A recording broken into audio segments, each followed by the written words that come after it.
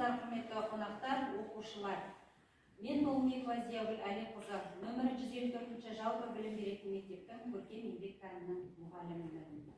Бүгін өтетін сабағымыз Қазақстан суретшілерінің шығармашылығы. Өзін сүйетін, ұлтын сүйетін, адал қызмет ететін, ұрпақ тәрбиелеуде, тұлғаларды дәріптеу, ұлттық дәстүрімізді насихаттау маңызды рөл атқаратынын білеміз. Бүгінгі сабағымыз Әбілхан Қастеевтің 120 жылдық мерейтойына арналады.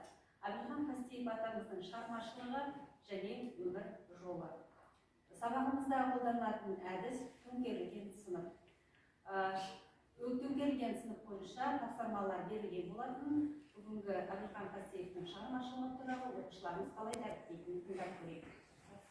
Халық суретшісі және халық бейне өнеріндегі барша үлесін қосқан суретшілердің бірі бізде ол Әбілхан Қастеев.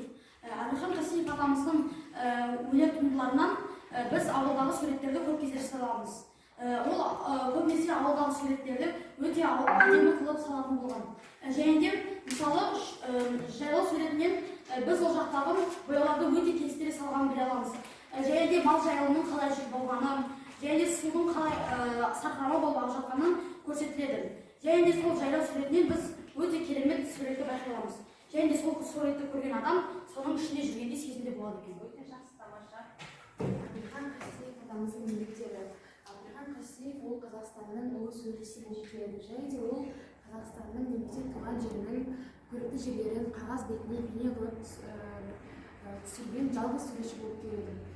Және де Әбілхан Қастеевтің әрбір суреттері ол өте шынайы және де әдемі болып келеді. Және де Әбілхан Қастеевтің жарық көрген, танымал болған суреттерінің бірі ол биік таулы мұзайдын және де гүл ашқан алма суреттері танымал болған. Әбілхан Қастеев атамыздың марапаттары мен лауазымдарына тоқталып өтсек, ол Қазан төңкерісі орденімен, еңбек қызыл ту орденімен 2 және де құрмет белгісімен марапатталған. 1942 жылы Қазақ КСР еңбек сіңірген қайраткері атанды. 1944 жылы Қазақ КСР халық суретшісі атанды. 2004 жылы Әбілхан Қастеев атамыздың 100 жылдығына орай біздің Қазақстан мемлекеттік ұлттық банкі 50 теңгелік монетаға айналымға айналды. 2014 жылы Алматы қаласында Әбілхан Қастеев атамызға мұражай ашылды. Сол мұражайда Әбілхан Қастеев атамыздың атақты туындылары 10 туындысы, яғни сол мұражайда қойылған. Сол туындыларына атап кететін болсақ, біріншісі Амангелді сарбаздары, екіншісі Талас өлкесі, үшінші Қапшағай сесі, төртінші түркісі, бесінші Ақсай тайыры, алтыншы Соған Уәлихан атамыздың портреті, жетінші Абай Құнанбаев атамыздың портреті, сегізінші мақта жинау, 9 қызды егіз салып ету, 10 сатып алынған қалдық. Шешіммен 2004 жылы Әбілхан Қастеевтің 100 жылдық мерейтойы атап өткізілді. 2004 жылдың 15 қаңтарында Әбілхан Қастеевтің мерейтойлық көрмесінің салтанатты ашылуы болды. Көрме суретшінің күллі шығармаларын қамтиды. Оларды атап айтсақ, 400-ден аса акварельді және кескіндеме туындылары, фотоқұжаттар, суретшінің жеке заттары, кинохроника, музейдің үлкен төр залдарына қойылды.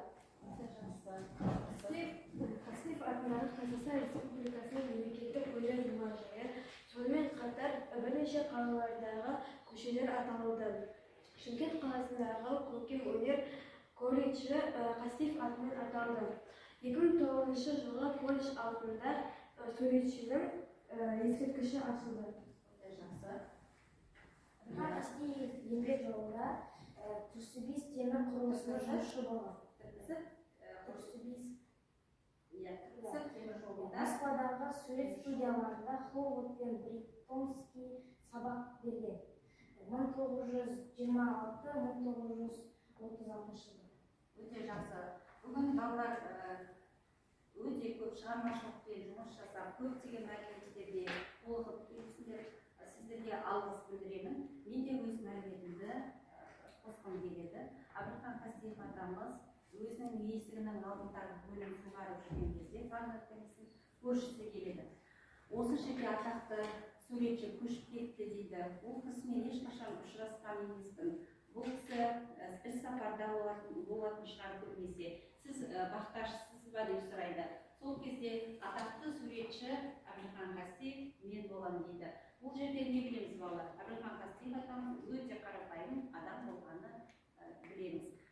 Мына жерде қарайсыздар, Әбілхан Қастеев атамыздың осы Алматы қаласындағы Көктөбе баурайындағы өзінің үйі. Міне осы жерде көптеген шығармашылық туындылары дүниеге келді. Балалар, қазір мен сендерді топқа бөлемін. Топ бойынша әкімдік қайсыңыз өздеріңіз орындарыңызды тауып отырғаныңыздар. Мына платформаға қарай, кім қай жерге өз орындарыңызды тауып отырғаныңыздар. Балалар, бірінші әнерген тобы.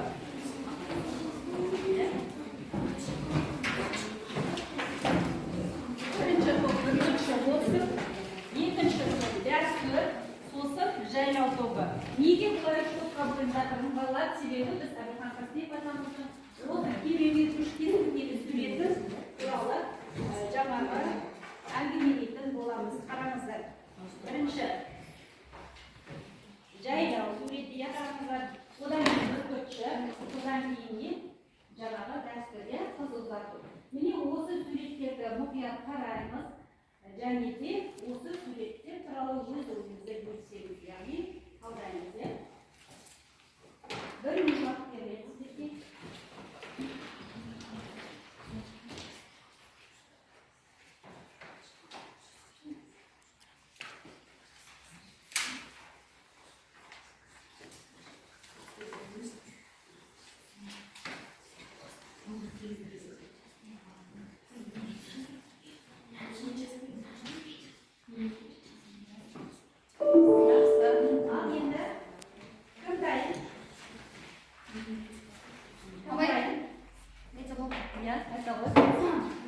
Біздің тобымыз жайлау туралы айтылады. Қазақстан жерлеріндегі жайлаулардың адамға да мал жайылма ең қолайлы жерлері ол су алқаптары. Яғни ол жерде бізде малдарды жаюға өте ыңғайлы, шөптері және де өте жегенге ыңғайлы малдардан сондай болып өскен. Яғни тау алқаптар жақтарында бізде сулар өте көп кездеседі. Солар бізде мал жайымдарына өте қатты қажет. Яғни айтқанда Қазақстанның жерлерінде жайлаулар өте қатты көп емес. Олар тек қана Қазақстанның шығыс аймақтары мен солтүстік батыс аймақтарында. Мен осы жайлаулардың барлығын керемет болып Әбілхан Қастеев атамыз қайткен бейнелеген. Жақсы отыраға келесі. Дәстүр дегеніміз қазақ халқының көптеген жылдар бойы қалыптасып келе жатқан әдет-ғұрыптары. Дәстүрдің түрлері сәлем салу, кірпік шеше, неке қияр, қыз танысу, тоймал, жасау, ұзату, қыз айттыру деген әртүрлі түрлі дәстүрлер бар. Қыз ұзату дегеніміз ол мағынасы бота алып, отау құру деген. Яғни екі отбасының отау құруы. Сонда біздің суреттен естеді, Әбілхан Қастеев атамыздың жаңағы ұзату суретіндегі дәстүр суретінде естеді, қызды ұзатып алып бара жатқандығын көрсетеді. Жақсы, бүркітші бір-екі сөз айтып. Бүркітші суретінің туындысында фонда бүркіт ұстаған күрең аттағы аңшыны бейнелеп тұр. Сол фондағы ер адамның өз бүркітін анауға бара жатқаны, қаншынарда шығып бара жатқан бір күшіні бейнелейді. Біз әлі сабақты қалдаймыз, бұл сабақтарды анағын жастан сондықтан қазір балалар бір минут сергіту сәтін жасап алайық, сергіту сәтін жасаймыз. Жаңағы бір-екі бәйгеге аттар шапты. Бір асыған асты. Бәйгеге аттар шапты.